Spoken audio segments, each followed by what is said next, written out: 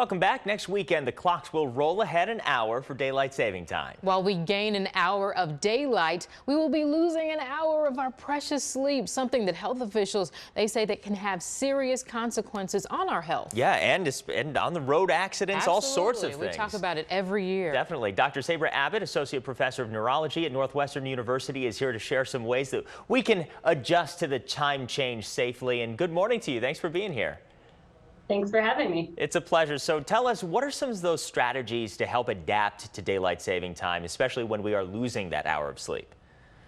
Yeah, so basically what happens with daylight saving time is we reset the clock, but we don't necessarily reset when the sun rises and sets. So to help trick our body and help us adjust to that new timing, it helps to get a little bit of extra bright light first thing in the morning. And since we are about a week out, what we can do is everybody can start trying to go to bed a little bit earlier, maybe 10 minutes a night until next week, and get a little bit of extra bright light in the morning, and hopefully that'll make that transition a week from now a little bit easier to tolerate. What are some of the health problems that can be associated with this time change?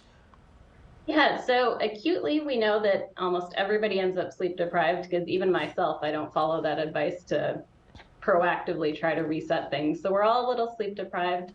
Car accidents tend to go up, heart attacks tend to go up, and everybody tends to be late for work and miss appointments on that Monday after daylight saving time. Yeah, it's always a headache in more ways than one.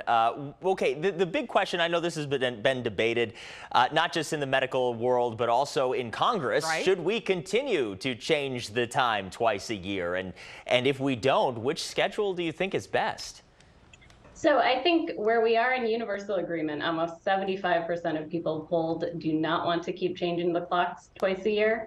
Where there's some disagreement is which direction we should go. Now, Marco Rubio has the Sunshine Protection Act that's arguing for permanent daylight saving time. But if you talk to pretty much any clinician, scientific expert, all of us agree that permanent standard time really seems to be the better option, both in terms of our overall health and well-being. And why do you think that is? So essentially, if we're on permanent daylight saving time, we're always in a little bit of misalignment between what the environment is doing and what the clock time is doing. So our bodies get confused. It leads to increased health problems. And so permanent standard time puts us in better alignment.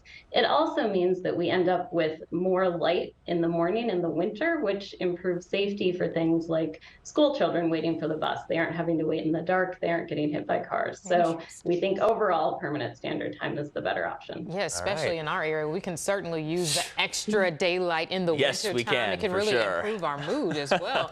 Thank you so much for joining us. Such important tips, because this really does impact our health. People don't realize, but it does. So, so appreciative of you. Watch breaking news on YouTube. Subscribe to ABC7 Chicago Eyewitness News.